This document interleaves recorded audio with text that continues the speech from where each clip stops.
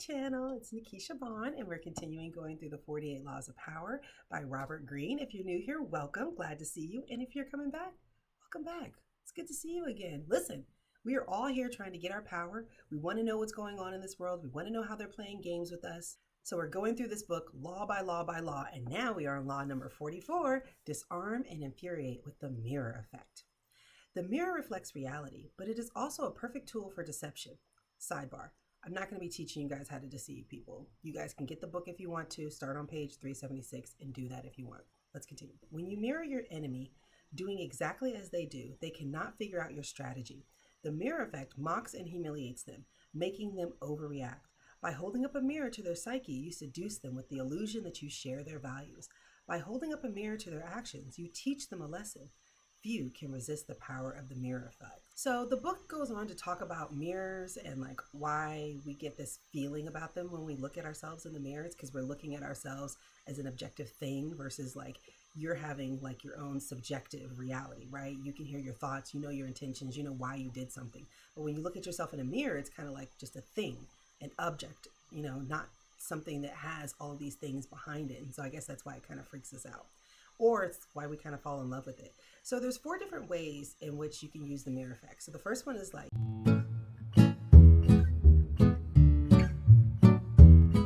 neutralizing effect. So doing what your enemy does, just following their behaviors. They lean to the left, you lean to the left. They lean to the right, you lean to the right. You're just following what they're doing. And in that way, they can't figure out what it is that you're trying to get from them because they were hoping that you were going to react a certain way. But if you're just copying them, it's kind of like annoying and frustrating. They can't figure out your strategy. So that's why it's a neutralizing effect. Oh, that makes more sense now. Then the next one is the narcissist effect. So you know about the person who looked in the pool and fell in love with his own image, and because he could never be with himself, like that's why he drowned himself. That was the whole narcissism thing. Fascinating.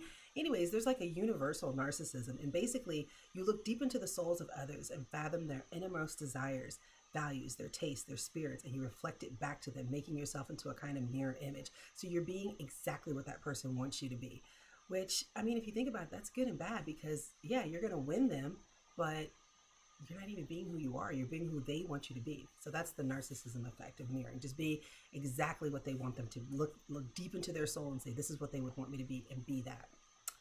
Okay. Then you have the moral effect. And that's talking about teaching people a lesson. So I guess this is good at school. They call it a teaching mirror.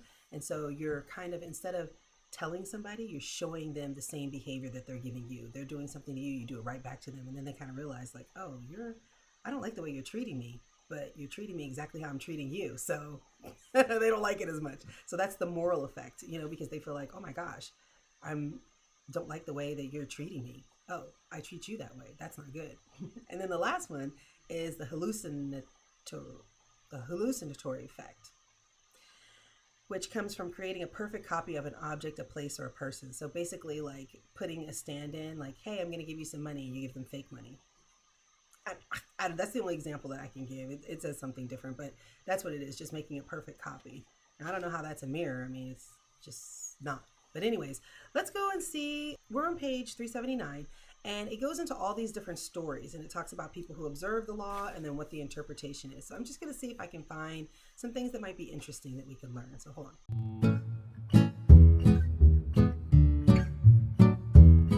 Understand. Everyone is wrapped up in their own narcissistic shell. When you try to impose your own ego on them, walls go up, resistance is increased. By mirroring them, however, you seduce them into a kind of narcissistic rapture. They are gazing at a double of their own soul. Oh, I know. Did you guys hear that story, right? Of that lady? She did 50 parts of Who the F Did She Marry?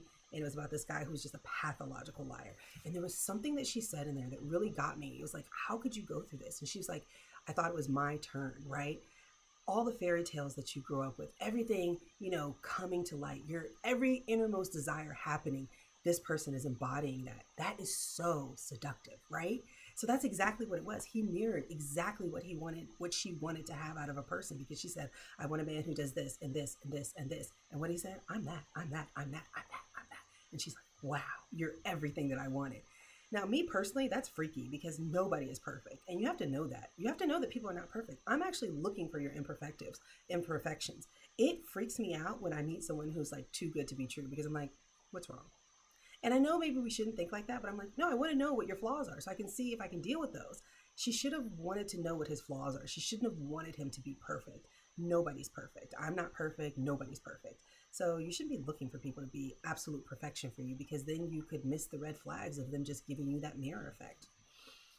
Right? Okay, let's keep going.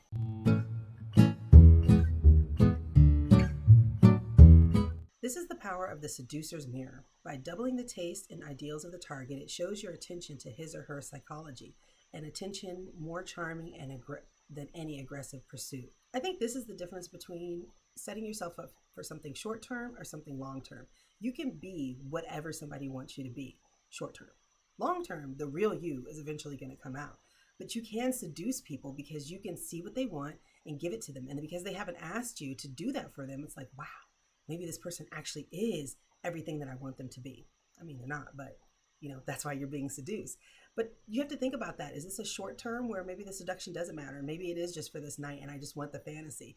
But if it's going to be something long term, then you have to look for the totality of a person.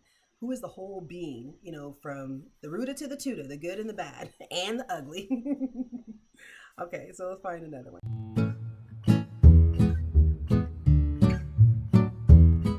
Understand, people are locked into their own experiences.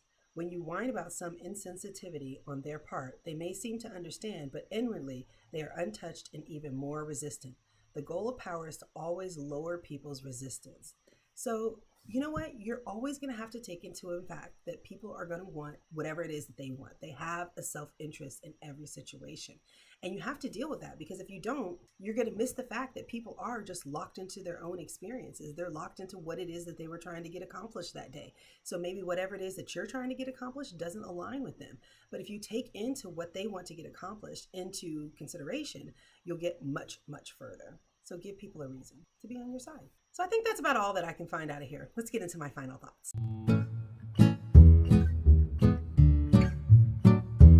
Okay, my final thoughts. Disarm and infuriate with the mirror effect.